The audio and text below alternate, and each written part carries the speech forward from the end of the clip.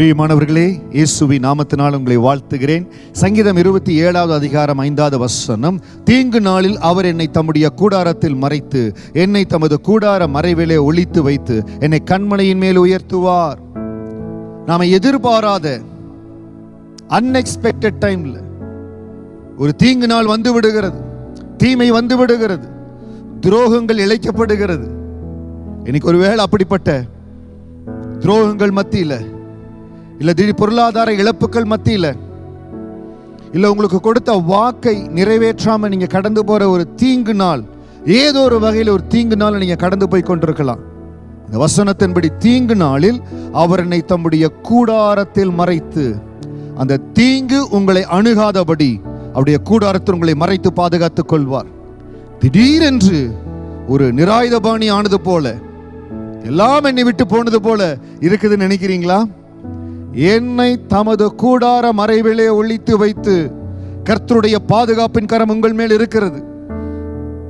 எந்த இடத்துல எனக்கு பாதுகாப்பு இல்லையோ, எனக்கு செக்யூரிட்டி இல்லையோ, சில வேளையில சொல்றேன் பாருங்க, ஜாப் செக்யூரிட்டி இல்லை, லைஃபுக்கு ஒரு உத்தரவாதம் இருக்குதா, நான் கடந்து போற இந்த பாதை எனக்கு உத்தரவாதம் இருக்குதா?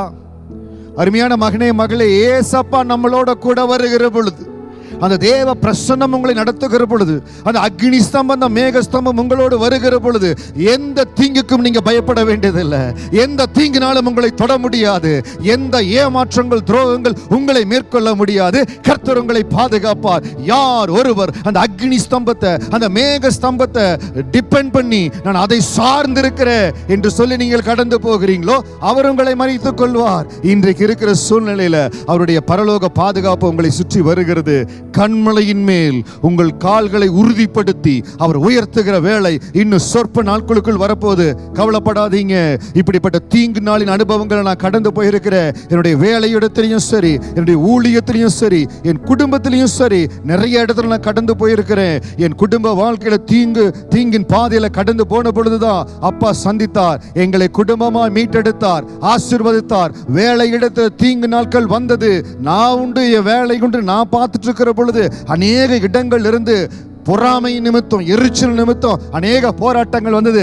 கர்த்தர் என்னை தம்முடைய ரத்தத்தினால மூடி மறைத்துக் கொண்டார். ஊழிய பாதையில கர்த்தருடைய திட்டம் மகிமையாய் நிறைவேறி வருகிற வேளையில, பரிசுத்த ஆவியானவர் திட்டங்களை கொடுத்து வருகிற வேளையில தீங்கு அணுகினது. ஆனால் எனக்கு தெரியும், என்னை ரட்சித்தவர், நான் ஆண்டவரை அறியாது இருந்த பொழுது அந்த ரத்தத்தின் வல்லமை என்னை மீட்டுக் கொண்டது. வேலை இடத்துல எத்தனையோ தீங்கு வந்த பொழுது என்னை மீட்டுக் கொண்டது. அவர் என்னோடு கூட இருக்கிறார். அப்படிப்பட்ட பாதைகளின் ஊழியத்தில் வந்த பொழுதும் அந்த அக்னி ஸ்தம்பம், அந்த மேக ஸ்தம்பம் என்னை விட்டு விலகவே இல்லை. என்னை பாதுகாத்துக் கொண்டார். எல்லா தீங்குக்கு விலக்கி பாதுகாத்துக் கொண்டார். அதே பாதுகாப்பு உங்க மேல வரும். தயவு செய்து நீங்க தனியா இருக்கிற, நான் என்ன செய்வேன், கவலையே படாதீங்க. தீங்கு நாளில் உங்களை அவர் கூடாரத்தில் மறைத்து வைப்பார். கண்மலையின் மேல உங்களை உறுதிப்படுத்தி உங்களை உயர்த்துவார். அந்த கரம் உங்களை உயர்த்தும். என்னை உயர்த்தின கரம், நான் அதற்கு சாட்சி. ரகபோ தூளி அதற்கு சாட்சி. உங்களை ஆண்டவர் உயர்த்துவார். எந்த இடத்துல நீங்க தாழ்ந்து போக மாட்டீங்க. நீங்க இருக்கிற இடத்திலேயே, நீங்கள் வேலை செய்கிற இடத்திலேயே, நீங்க என்ன தொழில் இருக்கிறீங்களோ அதிலேயே தேவன் உங்களை உயர்த்துவாருங்க. சங்கீதம் 27:5 என்னை கண்மலையின் மேல் உயர்த்துவார். அந்த உயர்த்துகிற கரம் என் மேல் இருக்கிறது. அப்பா சமூகத்தில் அப்படியே ஒப்பு கொடுங்க.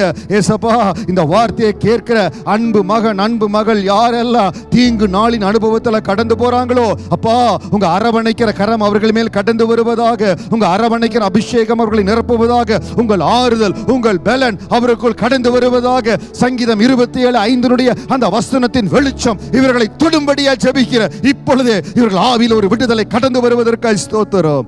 அக்னியின் ஆவியானவர் இவர்களை பலப்படுத்துவதற்காக ஸ்தோத்திரம். உயர்வு, மேன்மை, தயவு, அபிஷேகம் நிரப்புவதற்காய் நன்றி.